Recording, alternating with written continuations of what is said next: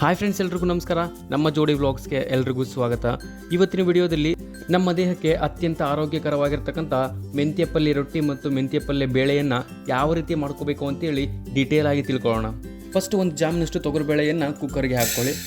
ನಂತರ ಕೊತ್ತಂಬರಿ ಸೊಪ್ಪು ಮತ್ತು ಮೆಂತ್ಯ ಪಲ್ಯ ಸೊಪ್ಪನ್ನು ಹಾಕ್ಕೊಂಡು ಅದಕ್ಕೆ ಒಂದು ಸ್ವಲ್ಪ ನೀರನ್ನು ಸೇರಿಸಿ. ಮೆಂತ್ಯ ಸೊಪ್ಪನ್ನು ತುಂಬ ಜಾಸ್ತಿ ಹಾಕಬೇಡಿ, ಯಾಕಂದರೆ ತುಂಬ ಜಾಸ್ತಿ ಹಾಕೋದ್ರಿಂದ ಬೇಳೆ ಅನ್ನೋದು ಕಹಿ ರುಚಿ ಬರುತ್ತೆ. ನಂತರ ಒಂದು ಅರ್ಧ ಸ್ಪೂನಷ್ಟು ಅರಿಶಿನ ಹಾಕಿ, ಇದಾದ ನಂತರ ಒಂದು 2 ಸ್ಪೂನಷ್ಟು ಅಚ್ಚ ಖಾರದ ಪುಡಿ ಹಾಕಿ. ಇದಕ್ಕೆ ಒಂದು ಸ್ವಲ್ಪ ಹುಣಸೆಹಣ್ಣು, ನಂತರ ರುಚಿಗೆ ತಕ್ಕಷ್ಟು ಉಪ್ಪು ಹಾಕಿ, ಒಂದು ಹಚ್ಕೊಂಡಿರ್ತಕ್ಕಂಥ ಬದನೆಕಾಯನ್ನು ಹಾಕಿ.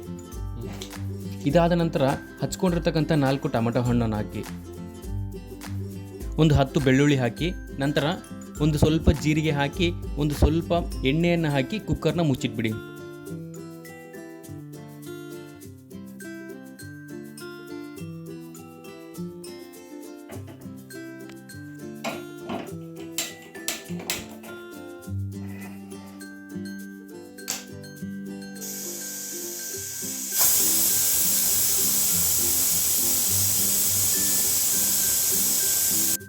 ಈ ಕುಕ್ಕರ್ ಅನ್ನೋದು ಒಂದು 5ರಿಂದ 6 ವಿಸಿಲ್ ಬರೋವರೆಗೂ ನೋಡ್ಕೊಳ್ಳಿ, ಯಾಕಂದರೆ ಆ ತೊಗರಿಬೇಳೆ ಅನ್ನೋದು ಚೆನ್ನಾಗಿ ಕುದಿಬೇಕಲ್ವಾ. ಅದಕ್ಕೆ ಒಂದು 5 ವಿಸಿಲ್ ಆದ ತಕ್ಷಣ ಕುಕ್ಕರ್ನ ತೆಗೆದು ನೋಡಿ. ಅದರಲ್ಲಿ ತೊಗರಿಬೇಳೆ ಕುದ್ದಿದ್ರೆ ಓಕೆ, ಕುದ್ದಿಲ್ಲ ಅಂದರೆ ಮತ್ತೆ ಇನ್ನೂ 2 ವಿಸಿಲ್ ಹಾಕ್ಸ್ಕೊಳ್ಳಿ, ಏನೂ ಆಗಲ್ಲ.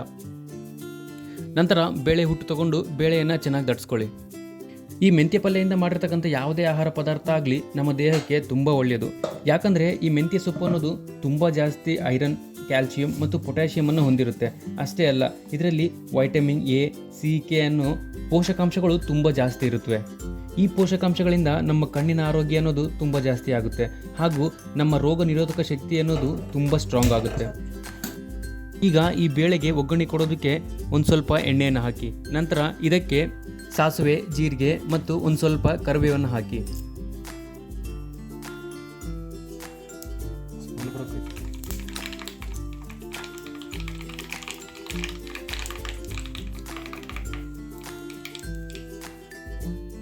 ನಂತರ ಇದನ್ನು ಬೇಳೆಗೆ ಹಾಕಿ. ಬೇಳೆಗೆ ಹಾಕಬೇಕಾದ್ರೆ ಸ್ವಲ್ಪ ದೂರದಿಂದ ಹಾಕಿ, ಯಾಕಂದರೆ ಈ ಎಣ್ಣೆ ಅನ್ನೋದು ನಮಗೆ ಸಿಡಿತಕ್ಕಂಥ ಚಾನ್ಸ್ ಇರುತ್ತೆ. ನಂತರ ಈಗ ಮೆಂತ್ಯ ಪಲ್ಯ ರೊಟ್ಟಿಯನ್ನು ಯಾವ ರೀತಿ ಮಾಡ್ಕೋಬೇಕು ಅಂತ ನೋಡೋಣ. ಒಂದು ಚಿಕ್ಕ ಬಾಣಲಿಯಲ್ಲಿ ಮೆಂತ್ಯ ಪಲ್ಯ ಸೊಪ್ಪನ್ನು ಮತ್ತು ಕೊತ್ತಂಬರಿ ಸೊಪ್ಪನ್ನು ಹಾಕಿ, ಮತ್ತು ಒಂದು ಸ್ವಲ್ಪ ರುಚಿಗೆ ತಕ್ಕಷ್ಟು ಉಪ್ಪನ್ನು ಕೂಡ ಹಾಕಿ. ನಂತರ ಇದಕ್ಕೆ ಒಂದು ಸ್ವಲ್ಪ ಅಚ್ಚ ಖಾರದ ಪುಡಿ ಮತ್ತು ಅರಿಶಿನ ಪುಡಿಯನ್ನು ಹಾಕಿ. ಇದಕ್ಕೆ ಒಂದು ಹಚ್ಕೊಂಡಿರ್ತಕ್ಕಂಥ ಈರುಳ್ಳಿ ಕೂಡ ಹಾಕಿ. ನಂತರ ಕೊನೆಗೆ ಇದಕ್ಕೆ ಗೋಧಿ ಹಿಟ್ಟನ್ನು ಹಾಕಿ ಈ ಮಿಶ್ರಣವನ್ನು ಚೆನ್ನಾಗಿ ಮಿಕ್ಸ್ ಮಾಡ್ಕೊಳ್ಳಿ. ಇನ್ನು ನಾವು ಪ್ರತಿದಿನ ಈ ಮೆಂತ್ಯ ಪಲ್ಯ ಸೊಪ್ಪನ್ನು ತಿನ್ನೋದ್ರಿಂದ ನಮಗೆ ಜೀರ್ಣಕ್ರಿಯೆ ಸಮಸ್ಯೆ ಬರೋದಿಲ್ಲ. ಡಯಾಬಿಟಿಸ್ ಅಂದರೆ ಮಧುಮೇಹ ರೋಗ ಕೂಡ ಬರ್ತಕ್ಕಂಥ ಚಾನ್ಸ್ ತುಂಬ ಕಡಿಮೆ ಇರುತ್ತೆ. ಮತ್ತು ಈ ಮೆಂತ್ಯ ಸೊಪ್ಪಿನಲ್ಲಿ ತುಂಬ ಜಾಸ್ತಿ ಆ್ಯಂಟಿ ಆಕ್ಸಿಡೆಂಟ್ಸ್ ಇರುತ್ತವೆ. ಇದರಿಂದ ನಮ್ಮ ರೋಗ ನಿರೋಧಕ ಶಕ್ತಿ ಅನ್ನೋದು ತುಂಬ ಜಾಸ್ತಿ ಆಗುತ್ತೆ.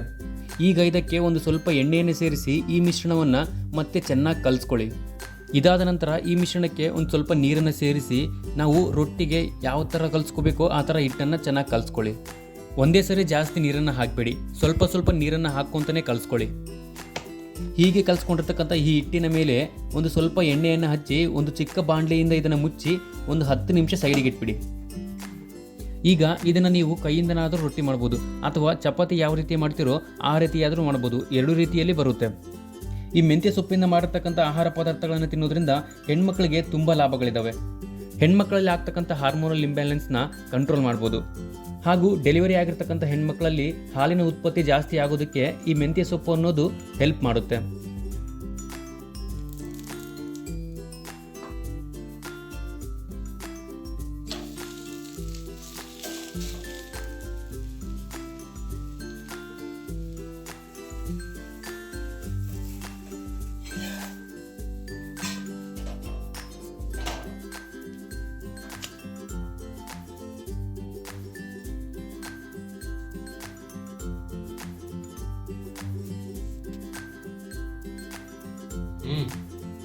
ಉಪ್ಪ ಮನೆ